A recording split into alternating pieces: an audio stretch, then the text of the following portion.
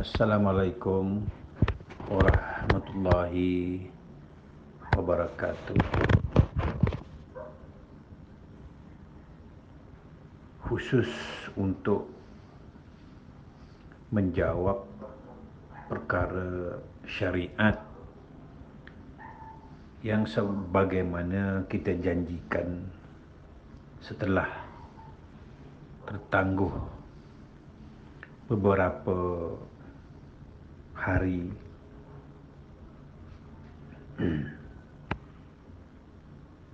sukalah diingatkan di sini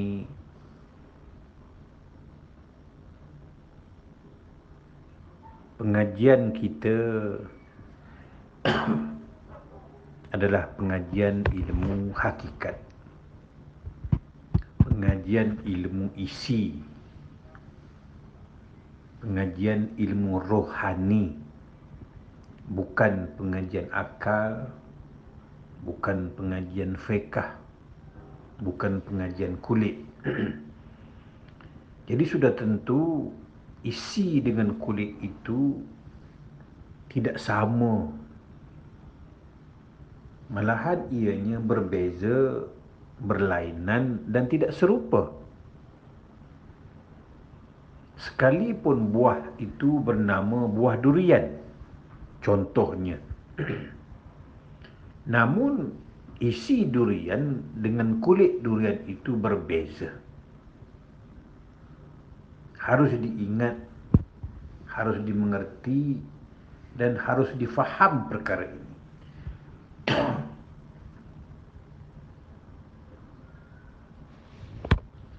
Berbalik kepada perkara syariat,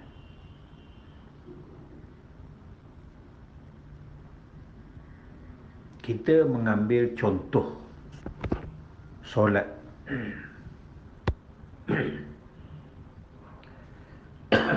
Mengambil contoh solat.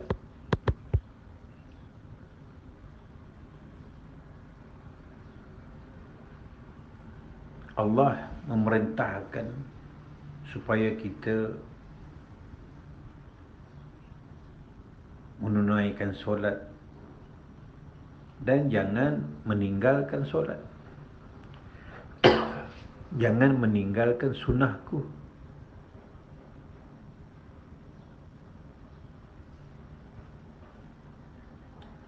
Lalu kita pun berlumba-lumba untuk mendirikan syariat. Kerana itu perintah Allah.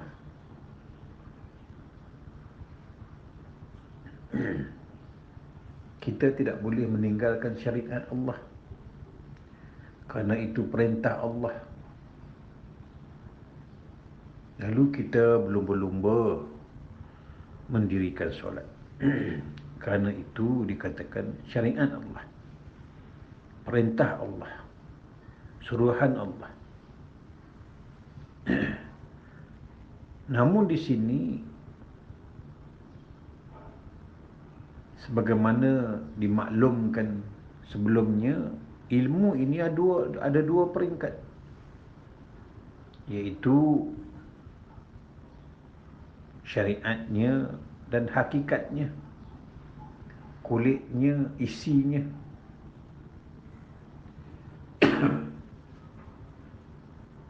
Pada fahaman kulit, pada fahaman syariat, pada fahaman kebiasaan kita,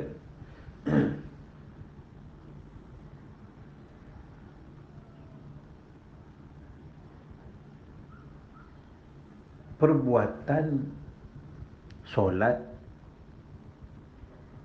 dengan perkara solat ini berbeza.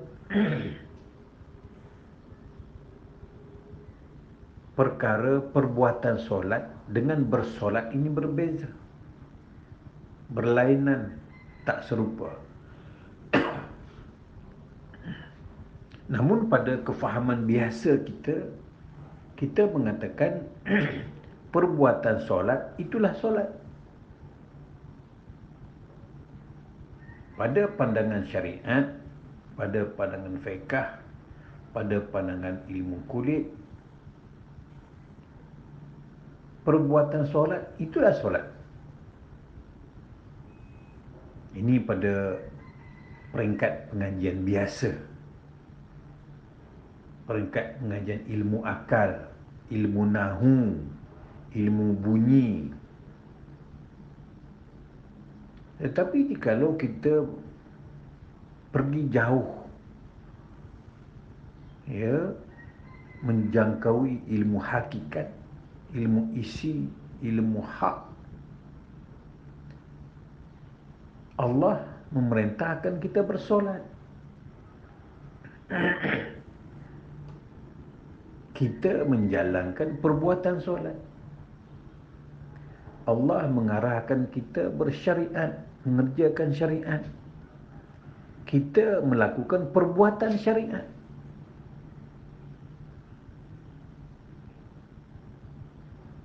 Sedangkan syariat dengan perbuatan syariat berbeza. Solat dengan perbuatan solat itu berbeza, berlainan dan tidak serupa. Perbuatan solat itu ritual,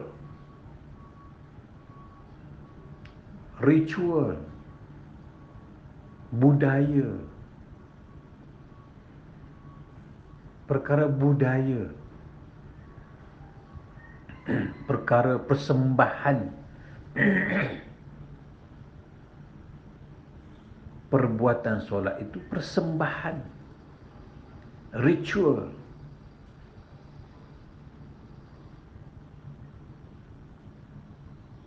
Sedangkan Allah memerintahkan spiritual. Bersolat dengan rohani.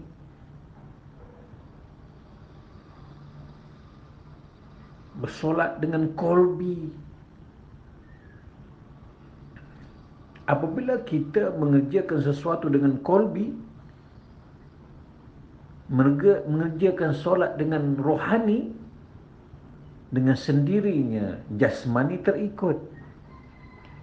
Dengan sendirinya perbuatan solat itu terikut.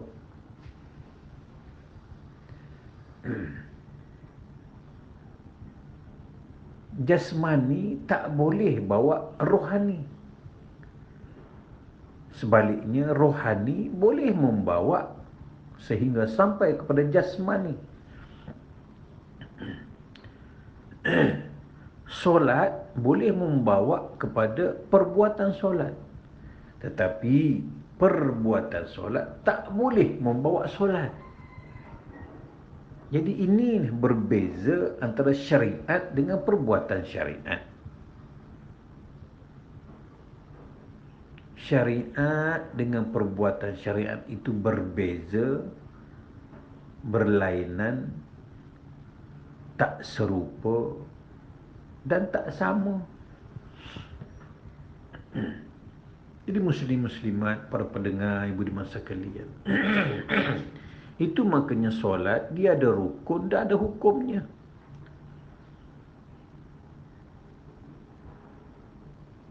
Rukun itu perbuatan solat, hukum itu solat.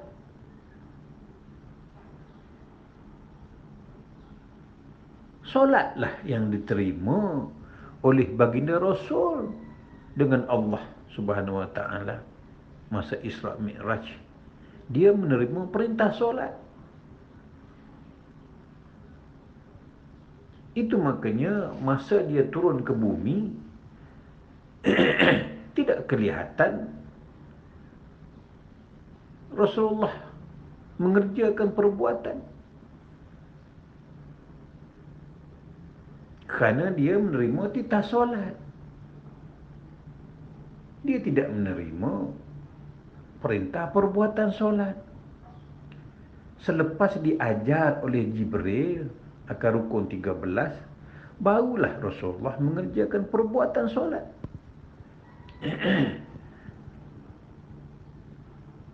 Rasulullah sebelum naik ke langit berjumpa Allah, sebelum Mi'raj,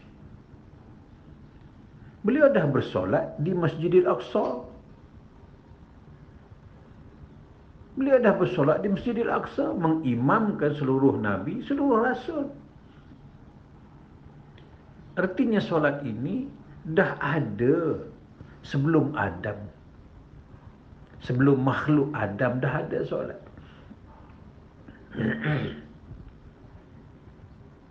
Tetapi usah kata sebelum Adam. Sebelum Rasul Muhammad Rasulullah pun tak ada perbuatan solat. Tetapi bersolat. Setiap makhluk bersolat. Setiap makhluk bersujud. Baik pokok, kayu kayan, baik bukit bukau, baik binatang haiwan, apalagi makhluk manusia, makhluk malaikat, semuanya bersolat. Pokok, kayu kayan bersolat. Apakah dia ada rukuk sujud? Binatang haiwan bersolat kepada Allah. Adakah mereka berrukuk sujud? Bulan bintang,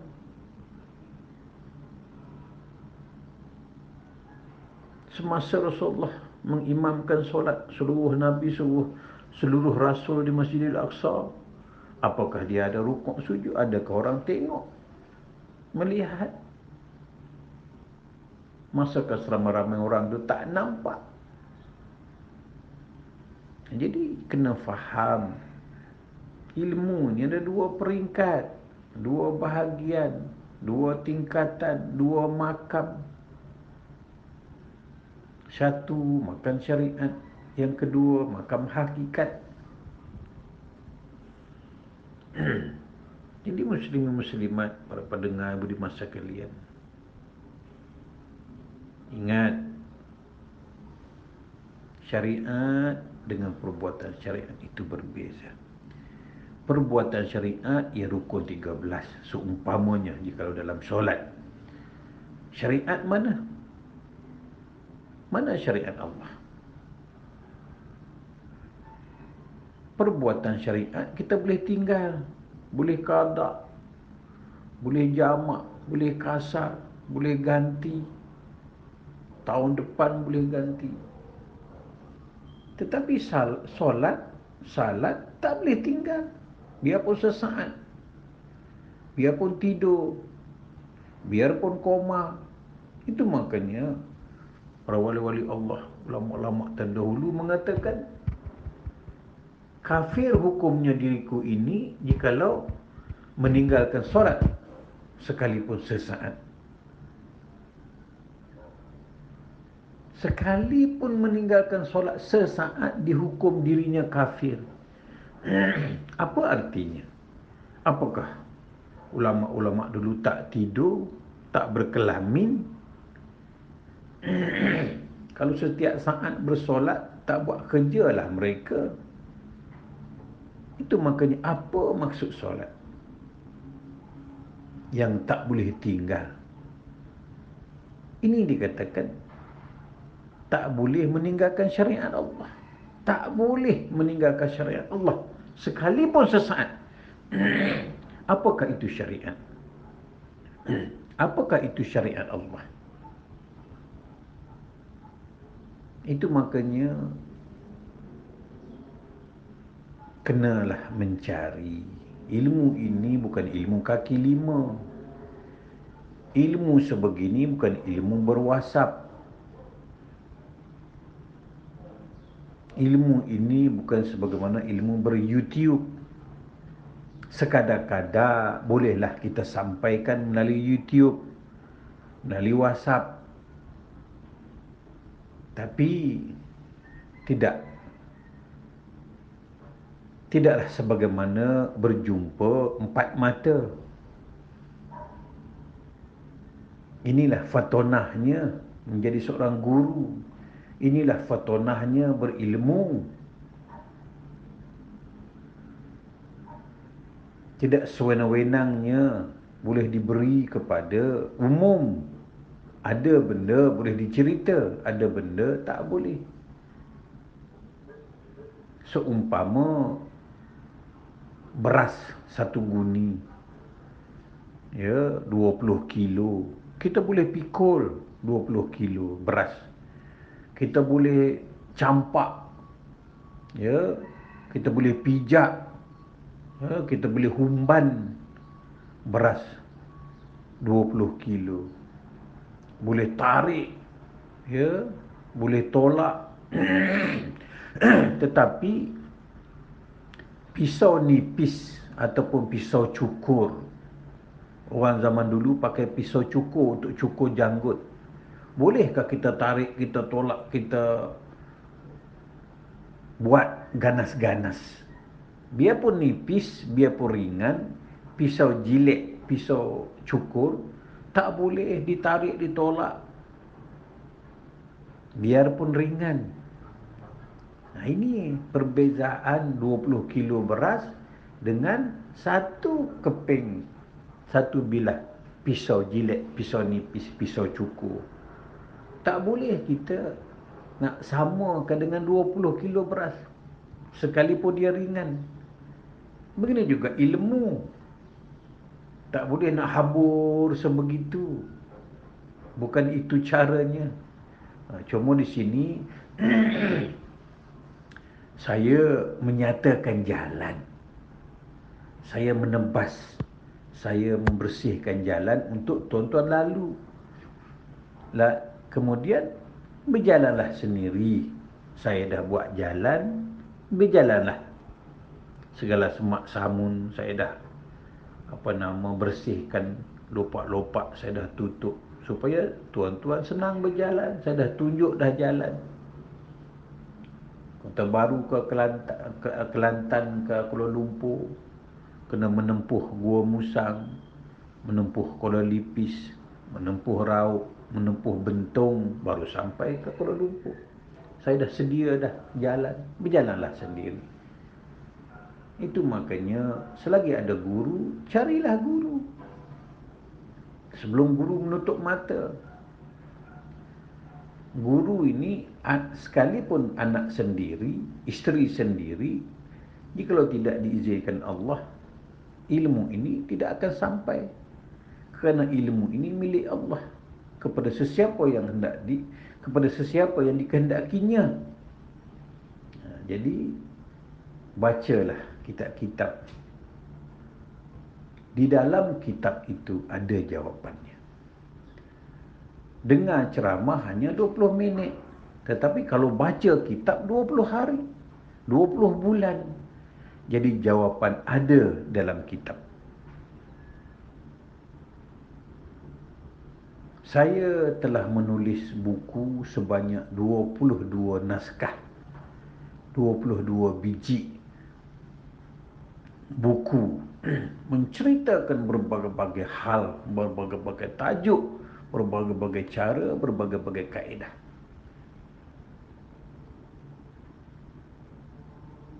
Dengan tujuan satu, untuk mengenal Allah.